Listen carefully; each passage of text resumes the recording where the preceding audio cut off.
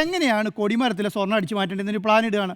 എങ്ങനെയാണ് 18ാം പടിയിലെ പഞ്ചലോഹം അടിച്ചു മാറ്റേണ്ടത് ഒരു പ്ലാൻ ഇടുകയാണ്. ഇതെങ്ങനെ ചെയ്യണം എന്നൊരു പ്ലാൻ ഇടുകയാണ്. എന്നിട്ട് ക്ലാരിറ്റിയോടുകൂടി വന്നിട്ട് ദേവസ്വം ബോർഡ് പ്രസിഡന്റ് പറയുകയാണ്, ഇതാരാണ് ഇതിന് നേതൃത്വം, ഇത് കത്ത് കൊടുക്കുന്ന ആരാ?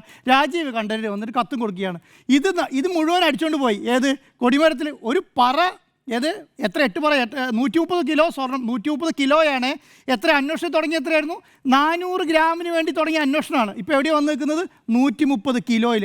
ഒരു പറയുടെ വെയിറ്റ് 8 കിലോ സ്വർണം. ഒരു പറയുടെ വെയിറ്റ് 8 കിലോ സ്വർണ്ണമാണ്. അങ്ങനെ ഒരു കൊടിമരം സ്ഥാപിക്കുന്നു.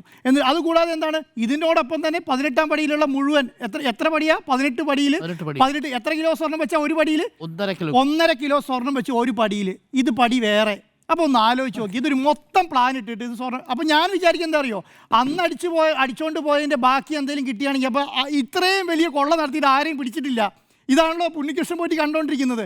അതിൻ്റെ അത് ബാക്കി എന്തെങ്കിലും കിട്ടുകയാണെങ്കിൽ ഞാനും കൂടെ അടിച്ചോളാക്കാന്ന് വിചാരിച്ചിട്ടായിരിക്കും ഡോറിൻ്റെ സ്വർണ്ണം അടിച്ചു മാറ്റാനുള്ള ശ്രമം നടത്തിയത്. അതിലായിരിക്കും പിടിച്ചിട്ടുണ്ടാവുക. പക്ഷേ എന്താ സംഭവിച്ചത്? 100 കണക്കിന് കിലോ സ്വർണം അടിച്ചു മാറ്റുന്നൊരു പ്ലാനാണ്. നിങ്ങൾ പറഞ്ഞിട്ടില്ലേ, ഈ കോൺക്രീറ്റ് കൊടിമരത്തിൽ നിന്ന് അഴിച്ചെടുത്ത ഈ പറഞ്ഞ പാളി എവിടെയാണ് കൊണ്ടുപോയെന്ന് പോലും അറിയുന്നില്ല. അത് അവിടെ കൊണ്ടുവച്ചു. ഇതെല്ലാം കൂടി പിന്നെ RBI കൊണ്ടുപോയി തൂക്കി ഡിപ്പോസിറ്റ് ആക്കി എന്നൊക്കെയാണ് പറയുന്നത്. ഇത് മാത്രമല്ല, ഒന്ന് നോക്കിയേ, ഈ അഷ്ടദിക്പാലർ എവിടെയാണ് പോയതെന്ന് അറിയുന്നില്ല, അന്വേഷിച്ചിട്ട് തന്നെ കാണുന്നില്ല.